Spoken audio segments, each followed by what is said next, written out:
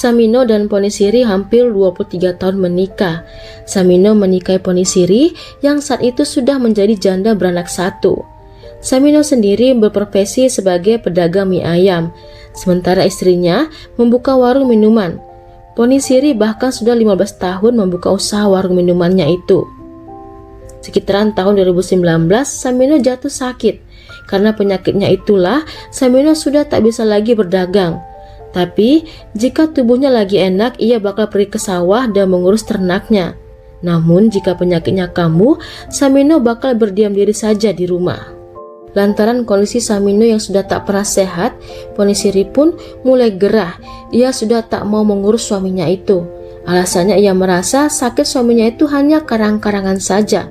Sudah banyak dokter dan rumah sakit yang periksa kondisi Samino. Dari semua hasil yang didapat, tidak ada dokter yang tahu apa penyakit Samino.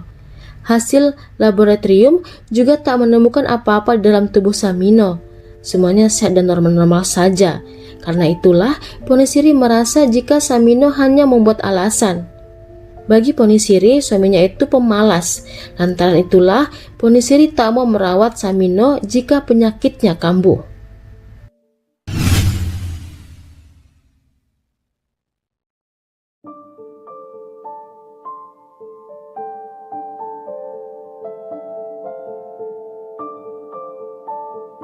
Selama 1 tahun belakangan, rumah tangga keduanya selalu ribut. Samino sendiri memendam rasa kecewa dengan istrinya, lantaran istrinya itu tak peduli dan tak mau mengurus sakitnya. Samino sempat menyampaikan sakit hatinya itu pada Ponisiri, tapi yang ada dia malah diomelin. Samino masih saja berusaha meyakinkan istrinya jika ia memang benar sakit. Ia juga minta istrinya untuk sabar dan paham dengan kondisinya. Namun Ponisiri tetap tak percaya dengannya. Sering sekali Ponisiri mengatakan kata-kata kasar padanya, terutama saat ia sedang mengeluh tentang sakitnya. Lantaran sering diomelin dengan kata-kata kasar, Samino sempat mengancam istrinya itu jika ia bakal meracuni istrinya. Mendengar itu, Ponisiri sempat ketakutan. Lantaran ancaman itu, Ponisiri tentunya khawatir jika Samino bakal benar-benar membunuhnya. Rasa kekhawatirannya itu sempat dia ceritakan kepada pelanggannya di warung, termasuk kepada bapak kepala dusun. Kepada tetangganya itu, ia juga berpesan jika tiba-tiba meninggal mendadak, itu pasti karena dia sudah dibunuh suaminya. Mendengar cerita Ponisiri, tetangganya menyuruh Ponisiri untuk melapor kepada polisi. Namun, menurut bapak kepala dusun, jika cuma hanya omongan saja tanpa bukti, laporan tidak bisa diproses. Di awal tahun 2022, keduanya pun ribut besar. Ponisiri lantas mengusir Samino keluar rumah. Ia bakal diizinkan pulang jika sudah punya pekerjaan. Samino tentunya sakit hati. Ia pun mengungkit kembali biaya hidup yang sudah ia berikan pada Ponisiri dan anaknya, termasuk uang untuk membangun rumah. Mendengar omongan itu, Ponisiri semakin marah. Ia mengamuk sambil berteriak-teriak kepada Samino. Ponisiri lantas benar-benar mengusir suaminya itu keluar rumah. Samino pun pergi dari rumah tanpa membawa uang, hanya baju dan badannya saja.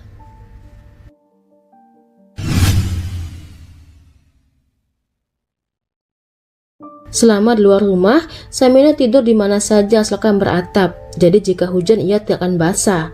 Sementara untuk makan, ia mengambil apa saja yang ada di jalan, bahkan di tempat sampah. Dengan kondisi dirinya yang seperti itu, Samino sakit hati. Ia pun kembali kepikiran untuk membunuh istrinya. Samino sempat pulang ke rumah untuk mengambil sisa obat racun tikus sawahnya.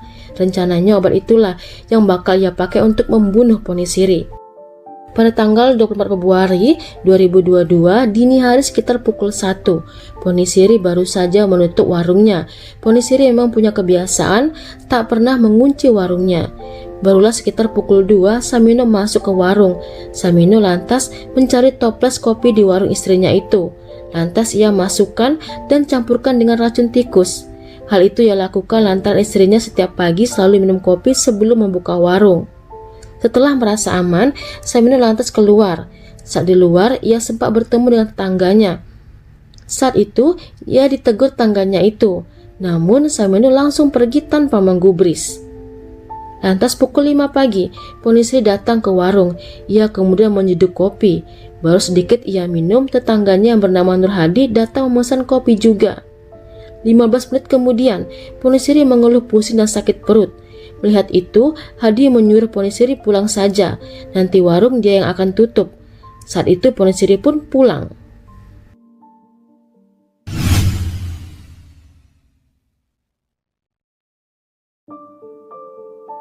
Hadi lantas lanjut menghabiskan kopinya. Setelahnya ia baru pulang ke rumah. Sementara itu, sesampainya di rumah, kondisi Ponisri makin tak karuan. Lantas anaknya membawanya ke puskesmas. Sedangkan Hadi sesampainya di rumah memberi makan ikan-ikannya. Kemudian ia membersihkan mobilnya. Barulah ia pergi ke kamar mandi.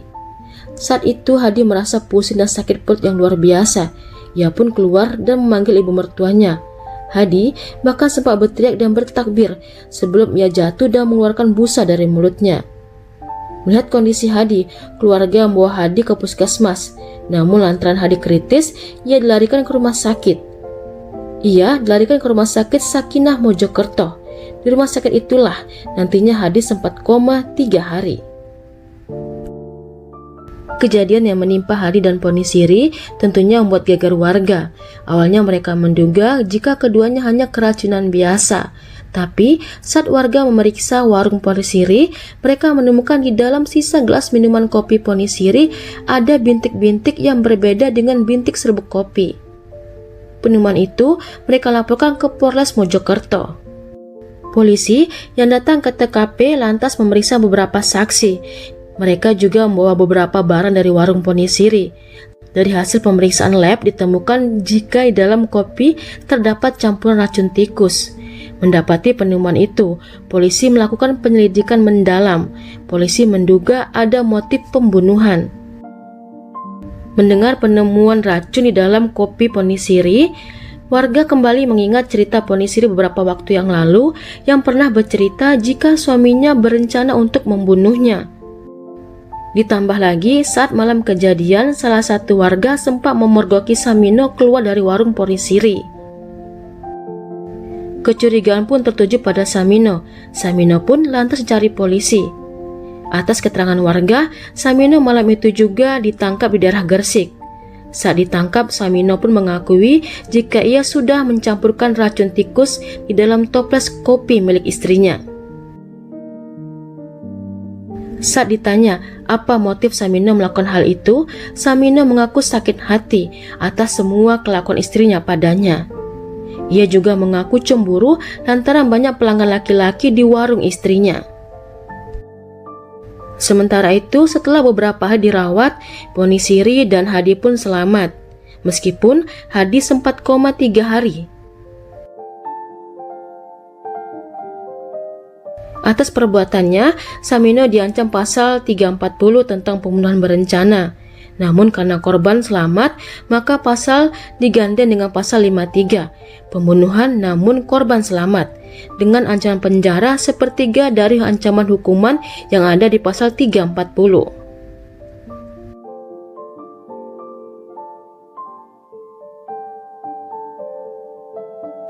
Hai semuanya, saya Yuni Rusli. Tentunya saya mengharapkan dukungannya agar channel ini bisa lebih berkembang. Karenanya, saya mengharapkan kritik dan sarannya. Kalau begitu, sampai di sini dulu kisah dan cerita kali ini. Terima kasih sudah menonton. Sampai ketemu di kisah dan cerita lainnya.